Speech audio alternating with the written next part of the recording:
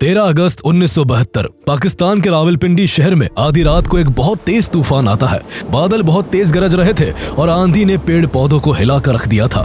लेकिन इस अंधेरे और तूफान के बीच रावलपिंडी का प्रिजनर ऑफ वॉर कैंप एक अभेद किले की तरह खड़ा था, जिसमें 1971 की जंग के बाद भारत के 12 पायलट्स को बंदी बनाकर रखा गया था। इस वॉर कैंप की सुरक्षा बहुत ही ज्यादा टाइट थी। चारों तरफ ऊंची दीवारें थीं, उन पर कांटेदार तार थे और हर मोड़ पर बंदूक थामे पाकिस्तानी सिपाही तैनात थे। जिन सेल्स में इंडियन पायलट्स को कैद किया गया था, उनमें लोहे की मोटी मोटी सलाखें थी, जिन पर भारी भरकम ताले जड़े थे। हर कोने पर नजर थी और हर कदम पर बंदिश। दुश्मन की जमीन पर इतने कड़े बंदोबस्त के बीच जेल से भागने का ख्याल भी मौत को न्योता देने जैसा था।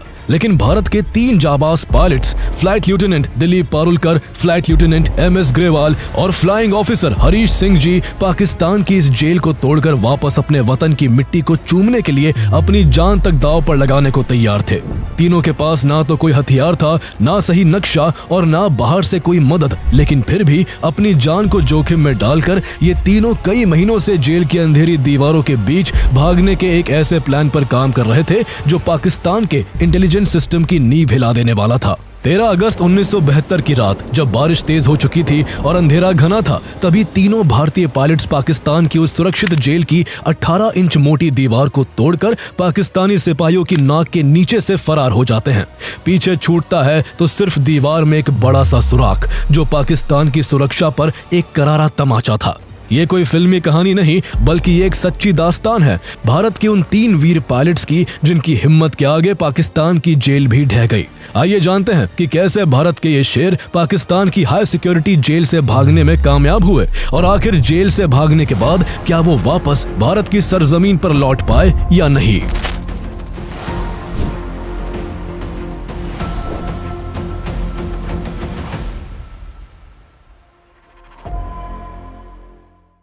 तीन दिसंबर 1971 को जैसे ही पाकिस्तान ने भारत पर हमला किया, दोनों देशों के बीच एक नया युद्ध शुरू हो गया। ये युद्ध हर गुजरते दिन के साथ भयंकर होता जा रहा था। दोनों तरफ से जमीनी और हवाई लड़ाई लड़ी जा रही थी। भारत हर मोर्चे पर पाकिस्तान को पछाड़ रहा था, लेकिन इस बीच हवाई लड़ाई में लाहौर के ईस्ट में मौजूद जफरवाल शहर के एक वॉच टावर से भारतीय वायुसेना को सबसे ज्यादा नुकसान पहुंचाया जा रहा था। ऐसे में इस टावर को तबाह करने की जिम्मेदारी आदमपुर बेस के 26 स्क्वाड्रन के फाइटर्स को सौंपी जाती है।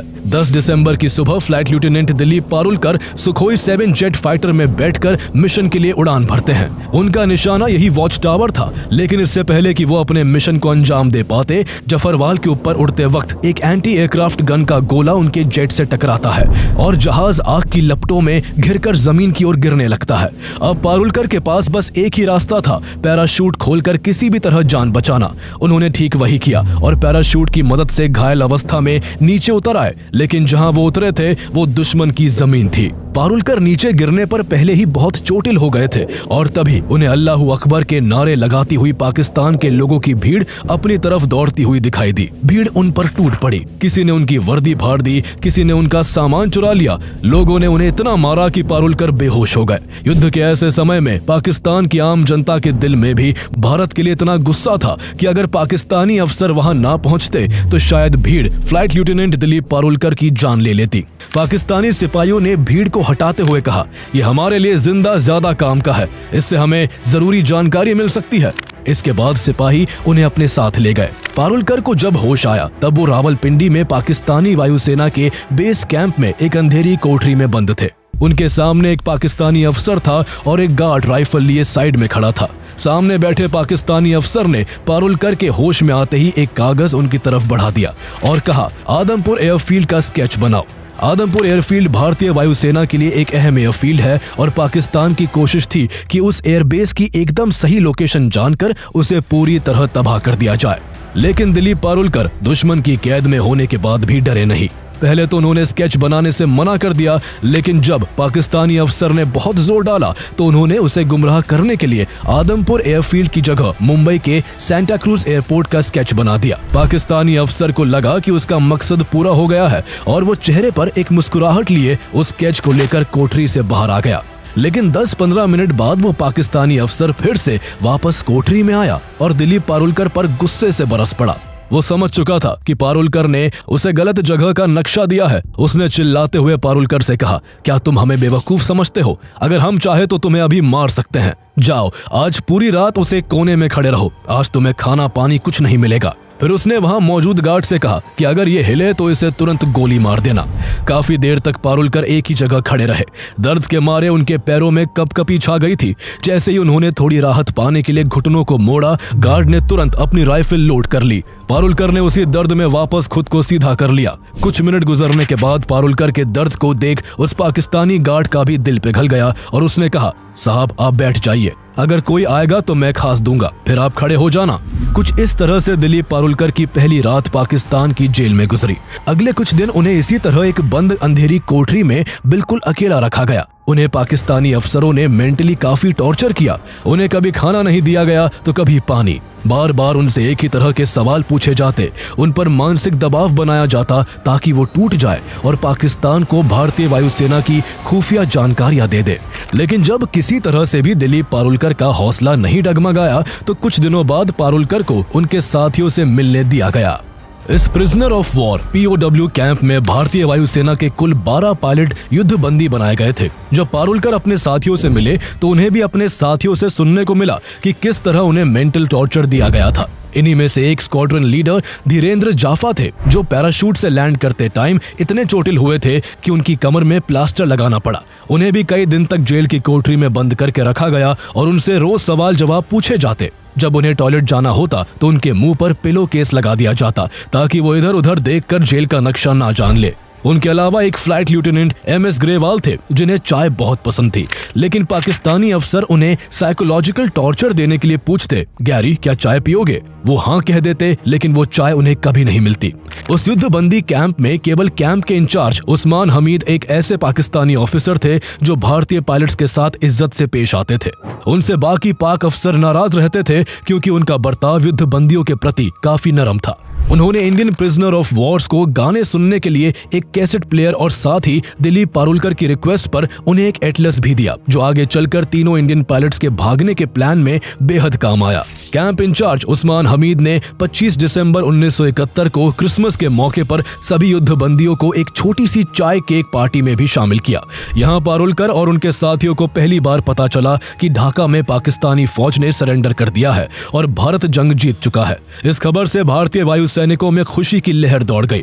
हंसी खुशी के बीच वहां मौजूद सबसे सीनियर भारतीय अफसर विंग कमांडर बनी कोहेलो ने कैंप के इंचार्ज उस्मान से कहा कि हम लोग मारे गए अपने साथियों के लिए 2 मिनट का मौन रखना चाहते हैं और फिर अपना राष्ट्रगान गाना चाहते हैं। उस्मान ने उन्हें इसकी भी इजाजत दे दी। 25 दिसंबर 1971 की उस शाम पाकिस्तानी जेल में जब भारत का राष्ट्रगान गूंजा तो सभी भारतीयों के सीने गर्व से चौड़े हो गए। सबके दिल में भारत की जीत की खुशी थी और उन्हें यह भी उम्मीद थी कि चूंकि पाकिस्तान के 93,000 सैनिक भारत में युद्धबंदी है, इसलिए भारत सरकार आसानी से बहुत जल्द अपने सभी युद्धबंदियों को छुड़ा लेगी। लेकिन फ्लाइट लेफ्टिनेंट दिलीप पारुलकर ऐसा नहीं सोचते थे। उनको पता था कि भारत भले ही जंग जीत गया है, लेकिन युद्धबंदियों की अदला बदली अभी बहुत दूर है। इस काम में कई साल का वक्त लग सकता था और इस बीच अगर भारत और पाकिस्तान के बीच फिर से तनाव की सिचुएशन बनी तो उनका रिहा होना और भी मुश्किल हो जाएगा। इसलिए पारुलकर का मानना था कि जेल में हाथ पर हाथ रखकर बैठने से बेहतर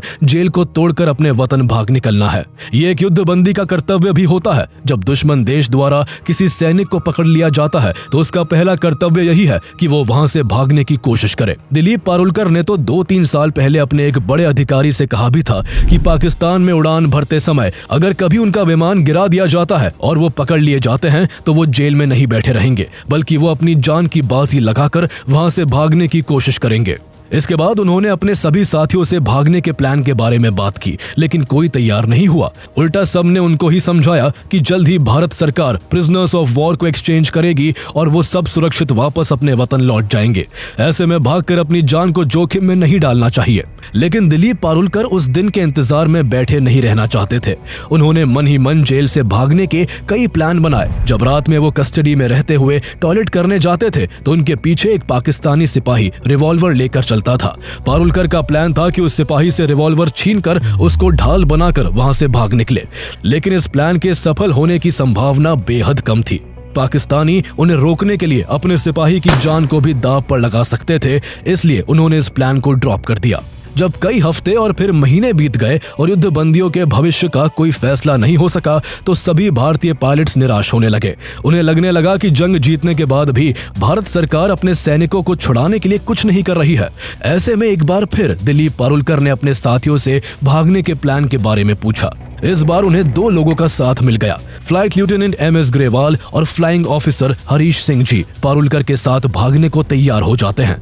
तीनों ही काफी यंग थे और तीनों की ही तब तक शादी नहीं हुई थी, इसलिए वो ये रिस्क लेने को तैयार थे। पाकिस्तानी जेल की 4 दीवारी के भीतर जहां हर कोना निगरानी में था और सभी कैदियों की हर एक गतिविधि पर शक की नजर रखी जाती थी, उसी माहौल में ये तीनों जाबाज हिंदुस्तानी अपनी आजादी का नक्शा बनाने में जुट जाते हैं। तीनों ने सबसे पहले उस्मान हमीद के दिए एटलस से इलाके का नक्शा तैयार किया। उन्हें पता चला कि जेल के पास से ही ग्रैंड ट्रंक रोड गुजरती थी, लेकिन वहां तक पहुंचने के लिए जेल की सेल से निकलकर एक संकरी गली तक पहुंचना था। संकरी गली को पार करके बाउंड्री वॉल को फांदकर मेन रोड तक पहुंचा जा सकता था।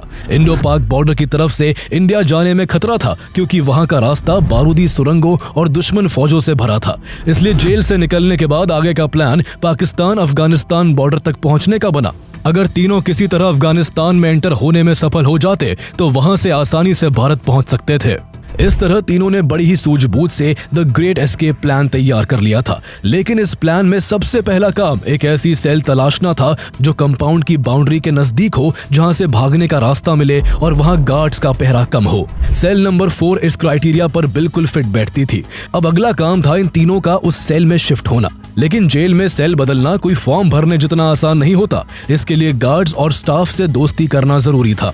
पारुलकर ने अपनी चार्म का फायदा उठाया और जल्दी ही गार्ड से ट्यूनिंग बना ली। अच्छे व्यवहार और थोड़ी सी टिप के चलते पारुलकर अपने दोनों साथियों MS ग्रेवाल और हरीश सिंह जी के साथ उस सेल में शिफ्ट हो गए। सेल नंबर 4 बड़ा था, इसलिए उनके साथ एक और हिंदुस्तानी पायलट विद्याधर शंकर छाटी को भी शिफ्ट कर दिया गया। चाटी भागने के इस मिशन में शामिल नहीं थे, लेकिन फिर भी उन्होंने अपने साथियों की हर मुमकिन मदद की।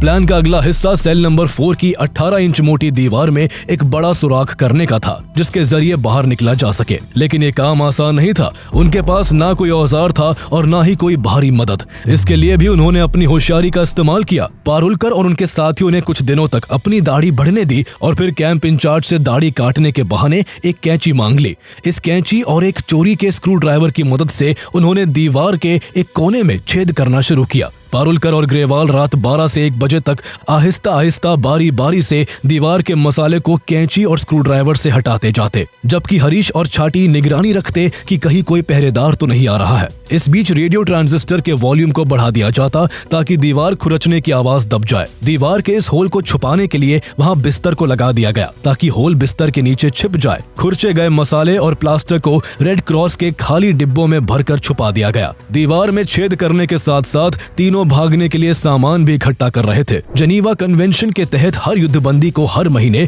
57 रुपए मिलते थे। इन्हीं पैसों से पारुलकर, ग्रेवाल और हरीश ने धीरे धीरे ड्राई फ्रूट्स, कंडेंस मिल्क के डिब्बे और जरूरी सर्वाइवल सामान जमा करना शुरू किया। उन्हें पता था जेल से निकलते ही उनके सामने खुला रास्ता नहीं बल्कि कई दिनों की थकाने वाली यात्रा होगी। इसलिए खाने पीने के जरूरी सामान जमा किए गए और उन्हें रखने के लिए उन्होंने फटे हुए पैराशूट का कपड़ा इस्तेमाल कर एक बैग बना लिया। उन्हें सही दिशा जानने के लिए कंपास की भी जरूरत थी, इसलिए उन्होंने जुगाड़ लगाकर ट्रांजिस्टर की बैटरी से कपड़े सिलने वाली सुई को मैग्नेटाइज किया और फिर उन सुइयों को बड़ी चतुराई से एक पेन के खोखले हिस्से में छुपा दिया। इन पायलट्स की काबिलियत का ही कमाल था कि एक मामूली सा पेन जिसे बिना किसी शक के जेब में लगाकर घूमा जा सकता था, असल में वो अब एक काम चलाऊ कंपास बन चुका था। जब ये सब इंतजाम हो गया तो तीनों ने अपने लिए पठानी सूट सिलवाने का फैसला किया ताकि जेल से भागने के बाद लोकल लोगों में घुला मिला जा सके। इसी दौरान पारुलकर के घर से उनके लिए एक पार्सल आया था जिनमें 3 जोड़ी शर्ट और पैंट थे।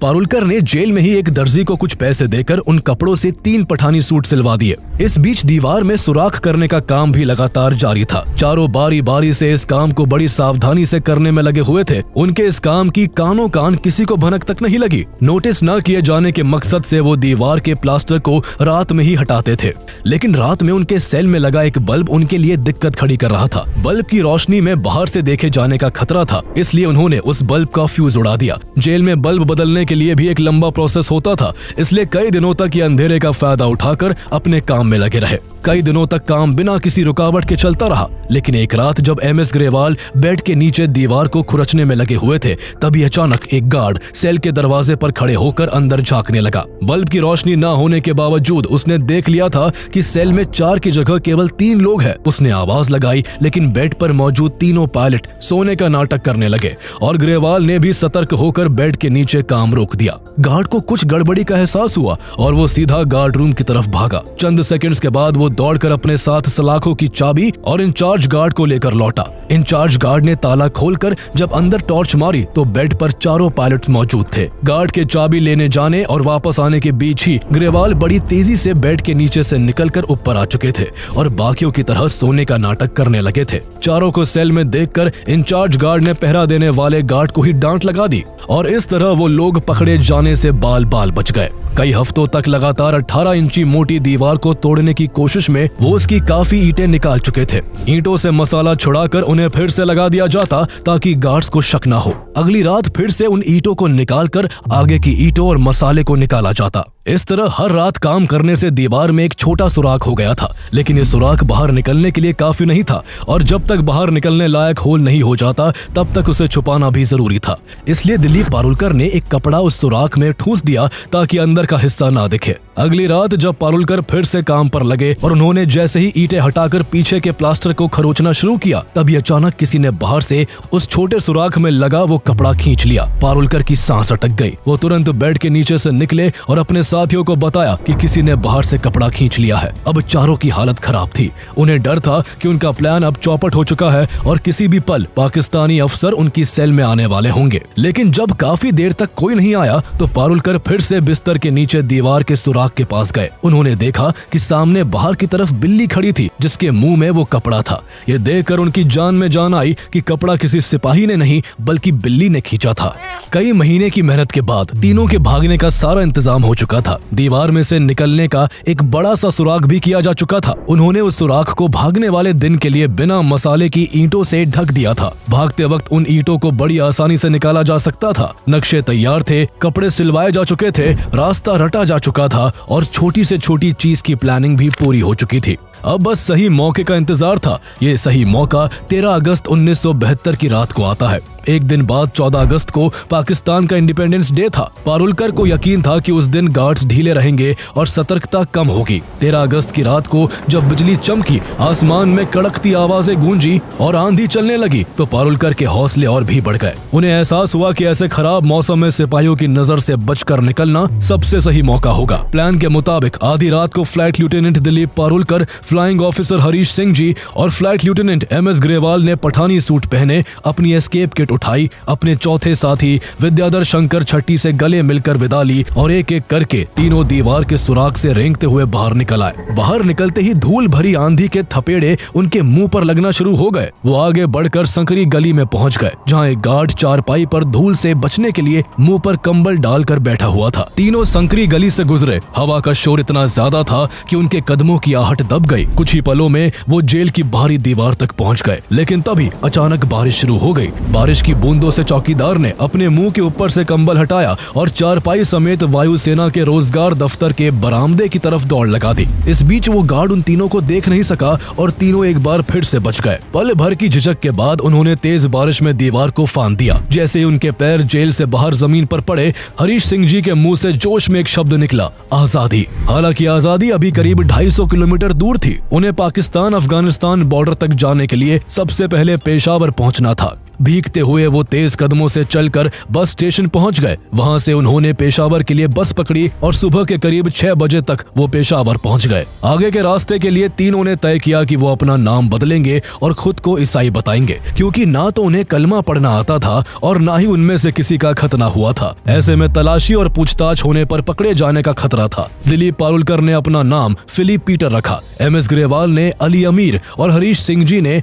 Harald Jacob. पेशावर से उन्होंने जमरूद रोड जाने के लिए तांगा किया। तांगे से उतरने के बाद वो कुछ दूर पैदल चले और फिर उन्हें रास्ते में एक लोकल बस मिल गई। बस भरी हुई थी, इसलिए आगे के सफर के लिए तीनों को बस की छत पर बैठना पड़ा। बस की छत पर बैठकर वो सुबह 9:30 बजे तक लंडी कोतल पहुंच गए। उन्हें जेल से भागे हुए अब 9 घंटे से भी ज्यादा हो गए थे और अफगानिस्तान में एंटर करने के लिए उन्हें अब तोरखम बॉर्डर क्रॉस करना था, जो वहां से सिर्फ 5 किलोमीटर दूर था। लेकिन उन्हें तोरखम बॉर्डर तक का रास्ता नहीं पता था और अगर वो वहां का रास्ता किसी पाकिस्तानी से पूछते तो जरूर वो शक के दायरे में आ जाते। उन्होंने अपने मैप में देखा कि तोरखम बॉर्डर के पास एक लंडी खाना रेलवे स्टेशन है। उन्हें लंडी खाने से होते हुए अफगानिस्तान जाना सेफ लगा, इसलिए वो वहां एक चाय की दुकान पर पहुंचे और वहां काम करने वाले से पूछने लगे कि लंडी खाना यहाँ से कितनी दूर है।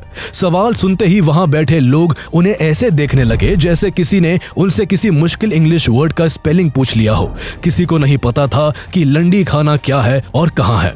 असल में लंडी खाना नाम का रेलवे स्टेशन अंग्रेजों के टाइम में 1932 में ही बंद हो चुका था। वहां के बहुत से लोगों ने तो उसका नाम तक नहीं सुना था, लेकिन तीनों भारतीय अफसरों को उस पुराने नक्शे की वजह से वही नाम रटा हुआ था और अब वही नाम उनकी पहचान का भांडा फोड़ने वाला था। जब वो लंडी खाना के बारे में पूछ रहे थे तभी वहां अचानक से एक शख्स आ जाता है। उसने सीधा सवाल तीनों पर दागा, कौन हो तुम लोग, कहां से आ रहे हो और कहां जा रहे हो। पारुलकर ने आगे बढ़कर जवाब दिया, हम पाकिस्तान एयरफोर्स के अफसर हैं, छुट्टियों पर है और लंडी खाना घूमने जा रहे हैं। बदकिस्मती से वो आदमी तहसीलदार का क्लर्क था। उसे ये जवाब सुनकर उन तीनों पर और भी ज्यादा शक हो गया। उसने ताव में आकर कहा, यहाँ तो इस नाम की कोई जगह ही नहीं है। 1971 में जब से इंडो पाक वॉर हुआ था और जब से ईस्ट पाकिस्तान वेस्ट पाकिस्तान से आजाद होकर बांग्लादेश बना था, तब से पाकिस्तान के लोग टूरिस्ट को बड़ी शक की निगाह से देखते थे। यहाँ टी स्टॉल पर जो बहसबाजी चल रही थी उसके चलते वहाँ जरा देर में भीड़ इकट्ठा हो गई थी। उस आदमी ने आगे उन तीनों से कहा,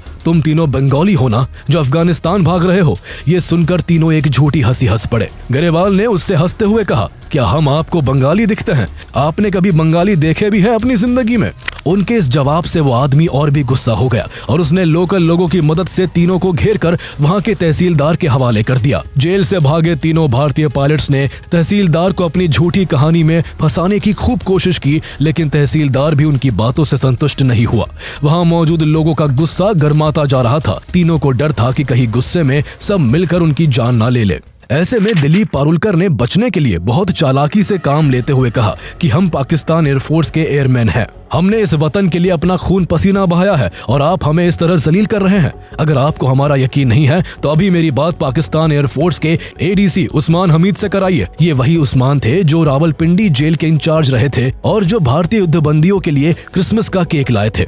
उस्मान का नाम सुनकर तहसीलदार चौंक गया। उसने तुरंत उन्हें फोन किया और दिलीप पारुलकर की बात कराई। दिलीप ने सारा माजरा इस तरीके से बताया कि पास बैठे तहसीलदार को कुछ समझ नहीं आया, लेकिन फोन की दूसरी तरफ मौजूद उस्मान हमीद जान गए कि वो तीनों कैंप से भागकर लंडी कोतल आ गए हैं। इसके बाद उस्मान हमीद ने तहसीलदार से बात की और कहा, ये हमारे आदमी है, इन्होंने कुछ गड़बड़ की है, इसलिए जब तक वहाँ हमारे सैनिक नहीं आ जाते इन्हें अपनी हिफाजत में रखो, लेकिन इन्हें कोई नुकसान मत पहुँचाना। उधर 11 बजे रावलपिंडी वॉर कैंप में हड़कंप मचा हुआ था। सेल नंबर 4 में बड़ा सुराख पाकिस्तानी गार्ड्स को अपने गाल पर एक तमाचे की तरह महसूस हो रहा था। सेल के अंदर 4 में से केवल एक वीएस छाटी बचे थे। ऐसे में उन्हें दूर से 2 पाकिस्तानी गार्ड्स की बात सुनाई दी जो कह रहे थे कि इस चौथे कैदी को गोली मार देते हैं, बोल देंगे। चारों एक साथ भाग रहे थे। वो तीनों भाग निकले लेकिन इसे शूट कर दिया गया। ये सुनकर छट्टी के रोंगटे खड़े हो गए। उनका मरना लगभग तय था, लेकिन तभी उन्हें दूर से एक और आवाज सुनाई दी। बड़े अफसरों को पता चल चुका है कि कितने लोग भागे हैं और कितने बचे हैं।